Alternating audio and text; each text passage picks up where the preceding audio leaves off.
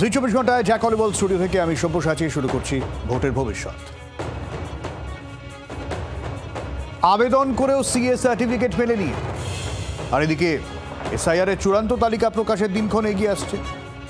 প্রশ্ন উঠছে যে এবার ভোটটা দেওয়া যাবে তো, প্রমাণ করা যাবে তো যে আমি নাগরিকত্ব। চূড়ান্ত আতঙ্কে রয়েছেন রানাঘাটের মতুয়ারা।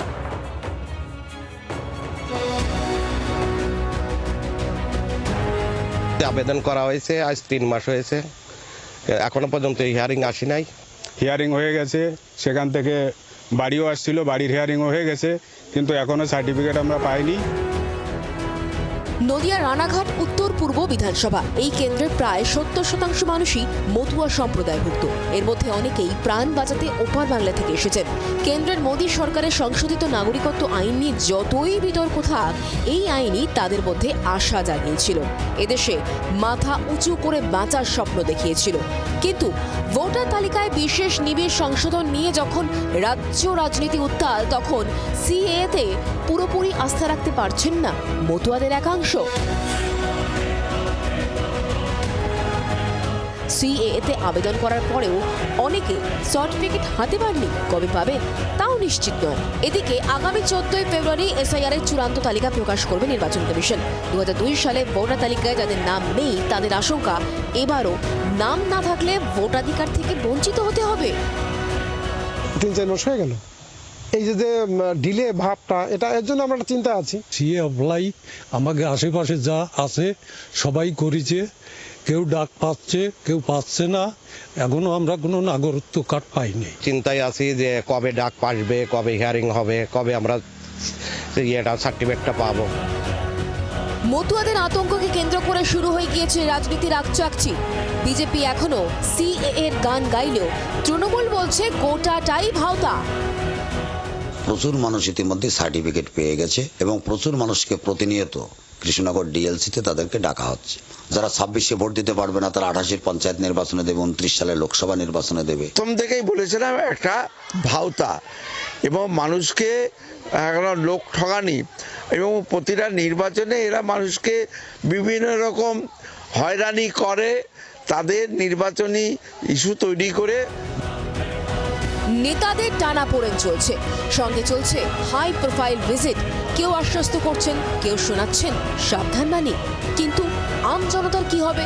কোন দিকে যাবেন? কার কথায় ভরসা রাখবেন? তা বুঝেই উঠতে পারছেন না ওপার বাংলা থেকে আসতে বাধ্য হওয়া অসহায় মানুষগুলো। বিশ্বজিৎ মিত্র রিপোর্ট, জি 24 ঘন্টা। বিশ্বজিতের সঙ্গেই সরাসরি কথা বলি। বিশ্বজিৎ রয়েছেন আমাদের সঙ্গে। বিশ্বজিৎ মিত্র, বিশ্বজিৎ, আমরা অসীম বিশ্বাসের কথা শুনলাম, রানাঘাটের উত্তর পূর্বের বিজেপি বিধায়ক। তো গোটা বিষয়টা তারা তো এরকমই দাঁড়াচ্ছে, মানে ওনার বক্তব্য যদি ধরি যে সবাই এবার ভোট দিতে পারছেন না, টেকনিক্যালি সবাই এবার সার্টিফিকেট পাচ্ছেন না।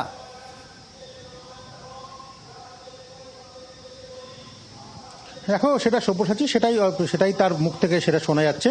তবে দেখো, যেটা আমরা যদি দেখি যে রানাঘাট যে লোকসভার যে 7টি বিধানসভা রয়েছে, পাশাপাশি বনগাঁ লোকসভার যে আরও 2টি, নদিয়ার যে 2টো বিধানসভা রয়েছে, এদের যে অধিকাংশ ভোটারই কিন্তু এখানকার মতুয়া সম্প্রদায়ভুক্ত।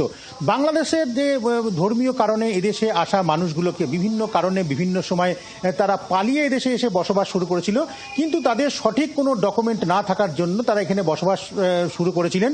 কিন্তু এই আমরা যদি লোকসভা ভোট এবং বিধানসভা ভোটে আমরা যদি দেখি, সেখানে রানাঘাট লোকসভা কেন্দ্রে কিন্তু সম্পূর্ণটাই বিজেপি এখানে ভালো ফল করেছিল। তার একটাই কারণ, যে ধর্মীয় কারণে যেহেতু যারা এসেছিল, বিষয়ে তার মানে টেকনিক্যালি এটা দাঁড়াচ্ছে, যারা এখন মনে করছেন যে আমি ভোটটা দিতে পারবো কিনা, নাগরিকত্ব প্রমাণ করতে পারবো কিনা, তাদের ভোটেই কিন্তু বিধায়ক নির্বাচিত হয়েছিলেন, তাই তো? অবশ্যই তাই। দেখো, তাদের ভোটেই কিন্তু নির্বাচিত হয়েছিল এবং সমস্ত বিধায়ক এবং এমপি যে সাংসদ আছেন, তার বাড়িতে বসেই সিএ ক্যাম্প তৈরি করা হয়েছিল।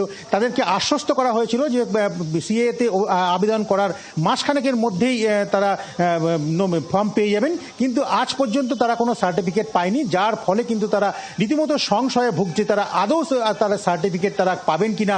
এবং ইতিমধ্যে দেখো, 14 ফেব্রুয়ারি কিন্তু দ্বিতীয় যে ভোটার তালিকা সেখানে প্রকাশিত হবে। কিন্তু সেখানে নাম থাকার কিন্তু তাদের কোনো সম্ভাবনাই নেই। এমন একটি যে রানাঘাট লোকসভা কেন্দ্রে প্রায় 40%-রও বেশি কিন্তু মতুয়া সম্প্রদায়ভুক্ত মানুষ, তারা কিন্তু ভোট দিতে পারবেন না বলে এমনটাই জানা যাচ্ছে। 40% বিজেপির তরফ খুব একটা কম নয় বিশ্বজিৎ, আমি এটা নিয়েও পরে আলোচনা করব। তবে তার আগে শান্তনু ঠাকুর এই গত ডিসেম্বরে এই সিএ নিয়ে এবং এই ভোটাধিকার নিয়ে ঠিক কি বলেছিলেন একবার শুনি। ভারতবর্ষে সরকারকে সহযোগিতা করার জন্য আমাকে যদি এসআইআর ঝেলতে হয় তাহলে ঝেলবো না কেন? আজকে 50 লাখ রোহিঙ্গা মুসলমান, বাংলাদেশি মুসলমান, পাকিস্তানি মুসলমান যদি বাদ যায়, তার মধ্যে 1 লাখ যদি আমাদের সমাজের মানুষকে একটু স্টপ থাকতে হয়, ভোট দেওয়ার জন্য বিরতি থাকতে হয়, তাহলে কোনটা লাভ? যে লোকটার সঙ্গে বাংলাদেশে বসে একই সাথে রেশন তুলেছে, রেশন তোলার পরে আপনাকে মারধর দিয়ে সেই রেশন তুলে নিয়ে আপনাকে জীবনের হুমকি দিয়েছে, এবার এপাশে এসে দেখলেন ঠিক সেই লোকটাই আপনার সঙ্গে আবার রেশন তুলছে একসাথে, আপনার কি এটা সহ্য হবে? আর ঠিক পরের মাসে আমরা সুকান্ত মজুমদারের বক্তব্য যদি দেখি, তিনি ডিফেন্ডও করেছিলেন শান্তনু ঠাকুরের এই বক্তব্যকে। আমার মনে হয় না এত নাম বাদ যাবে, কারণ নাম যদি বাদও যায় তারা সিএ এর মাধ্যমে অ্যাপ্লাই করে তারা নাগরিকত্ব পেয়ে গেলে তাদের নাম আবার উঠে যাবে। ভারত সরকার প্রত্যেকটি হিন্দু উদ্বাস্তুর সাথে আছে, যতক্ষণ না পর্যন্ত শেষ উদ্বাস্তুটা, শেষ মতুয়া, শেষ নবশূদ্র, শেষ উদ্বাস্তু যতক্ষণ না নাগরিকত্ব পাচ্ছে হিন্দুরা, ততক্ষণ পর্যন্ত ভারতীয় জনতা পার্টি তাদের নাগরিকত্ব দেওয়ার কাজ করেই যাবে। রাজনৈতিক বিশ্লেষক সুমন ভট্টাচার্য রয়েছেন আমাদের সঙ্গে। সুমনবাবু, আমি ধরে নিচ্ছি যে নাগরিকত্ব আজ না হয় কাল দেওয়া হবে, এটা নিয়ে কোনো দ্বিমত নেই, কিন্তু এই ভোটে অন্তত যদি 40% এখনো পর্যন্ত ভোট অনিশ্চিত হয়ে থাকে, সেটা কমে যদি 30-20%ও হয়, 2%ও হয়, সুমনবাবু, এফেক্টটা তো বিজেপির ঘরেই পড়ার সম্ভাবনা সব থেকে বেশি।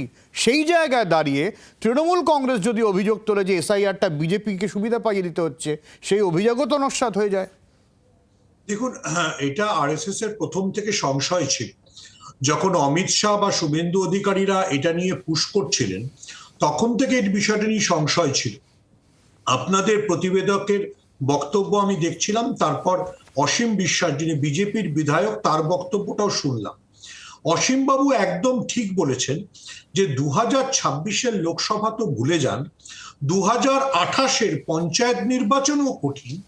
ওনাদের ভোটাধিকার পেতে পেতে অন্তত 2029-এর লোকসভার নির্বাচন হয়ে যাবে। এই 3 বছর এই মতুয়ারা যে নাগরিকত্বহীন হয়ে থাকবেন, সেটা কিন্তু সবচেয়ে বিপজ্জনক বিষয়। বিপজ্জনক বিষয় এই কারণে, শান্তনু ঠাকুর যখন আবেগঘনভাবে বলছেন যে আপনার পাশে বাংলাদেশি মুসলিমটি এসেও রেশন নিচ্ছে, তখন এই গোটা প্রক্রিয়ায় আপনি কিন্তু যে আতঙ্কের সুর মতুয়াদের মুখ থেকে শুনতে পাচ্ছেন, সেরকম কিন্তু কোনো বাংলাদেশি মুসলমান বলেন। আমি সুমনদা একটু তোমাকে থামাচ্ছি। আমি ঠিক একইভাবে নরেন্দ্র মোদীকেও কিন্তু যখন এসেছিলেন, ঠিক একই সুর ছিল সেই প্রধানমন্ত্রীর গলাতেও। শোনাই, তারপরে আসছি সুমনদা। समाज कल्याण के इस भाव को हमारे मतुआ समाज ने भी हमेशा आगे बढ़ाया है। श्री हरिचांद ठाकुर ने हमें कर्म का मर्म दिखाया, श्री गुरुचांद ठाकुर ने कलम थमाई, और बोरोमा ने अपना मातृत्व बरसाया। बीजेपी जब घुसपैठियों का सवाल उठाती है तो टीएमसी के नेता हमें गालियां देते हैं। मैंने अभी सोशल मीडिया में देखा, कुछ जगह पर कुछ लोगों ने बोर्ड लगाया है, गो बैक मोदी। अच्छा होता बंगाल की हर गली में, हर खंबे पर ये लिखा जाता कि गो बैक घुसपैठिए, लेकिन दुर्भाग्य देखिए, गो बैक मोदी के लिए नारे लगा रहे हैं, लेकिन गो बैक घुसपैठियों के लिए चुप हो जाते हैं। নিঃসন্দেহে বেশ কড়া বার্তা, যদিও নরেন্দ্র মোদী সেখানে যেতে পারেননি খারাপ আবহাওয়ার কারণে, কিন্তু অভিষেক বন্দ্যোপাধ্যায় গিয়েছিলেন নদিয়া। সেখানে অভিষেক বন্দ্যোপাধ্যায় পাল্টা কি বলেছিলেন শোনাই। নেতা সাংসদরা যাদের ভোটে নির্বাচিত, সেই মতুয়া ভাইদের আজকে বলছে অবৈধ। বিজেপির সাংসদ শান্তনু ঠাকুর তিনি বলছেন যদি 1 লক্ষ মতুয়া নাম বাদ যায় যাবে।